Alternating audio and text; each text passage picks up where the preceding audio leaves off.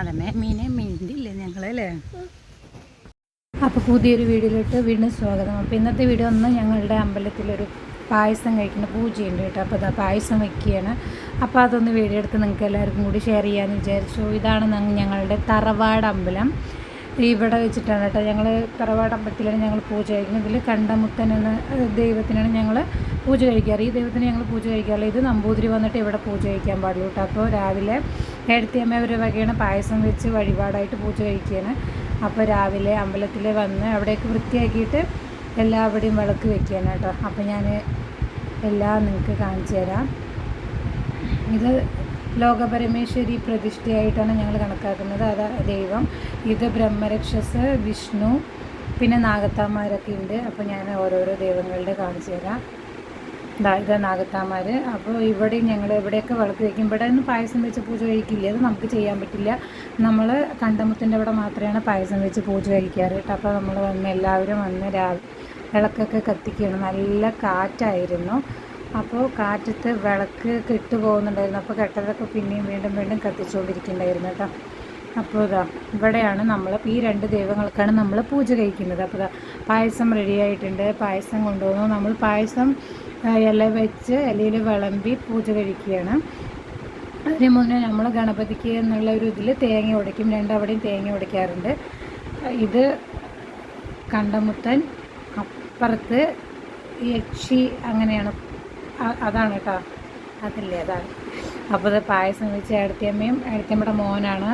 ഞങ്ങൾ തറവാട് എല്ലാ വീട്ടുകാരും ഞങ്ങൾ കൂടിയിട്ടുണ്ട് പൂജ കഴിക്കാൻ വേണ്ടിയിട്ട്. ഞങ്ങളെല്ലാവരും ബന്ധുക്കാരാണ് കേട്ടോ. ബന്ധുക്കാരെല്ലാവരും കൂടിയിട്ടുണ്ട്. ഏടത്തിയമ്മ പായസം കഴിക്കുന്നത് മേമയാണ് കേട്ടോ. അപ്പോൾ ഏടത്തിയമ്മയുടെ മോനാണ് പായസം പൂജ കഴിക്കുന്നത്. അപ്പോൾ പായസം വിളമ്പി പൂവിട്ട് പൂജ കഴിക്കും. ഞങ്ങൾ ഞങ്ങളുടേതായിട്ടുള്ള രീതിയിൽ അറിയുന്ന പോലെ ഞങ്ങൾ പൂജ കഴിക്കുകയാണ് കേട്ടോ. അത് ഓരോരുത്തർ വഴിപാട് നേർന്ന അതിൽ നമ്മൾ ചെയ്യുന്നതാണ്. ഇതൊക്കെ മേമമാരാണ്, ഏടത്തിയമ്മമാരൊക്കെ ഉണ്ട്. അപ്പോൾ ഇതാണ് പൂജ കേട്ടോ. അപ്പോൾ ഞാൻ ഈ വീഡിയോ നിങ്ങൾക്ക് കൂടി ഷെയർ ചെയ്യാമെന്ന് വിചാരിച്ചു. നേരത്തെ ഞാൻ ഇതിൻ്റെ ഒരു ചെറിയ വീഡിയോ ക്ലിപ്പ് ഇട്ടിട്ടുണ്ട്.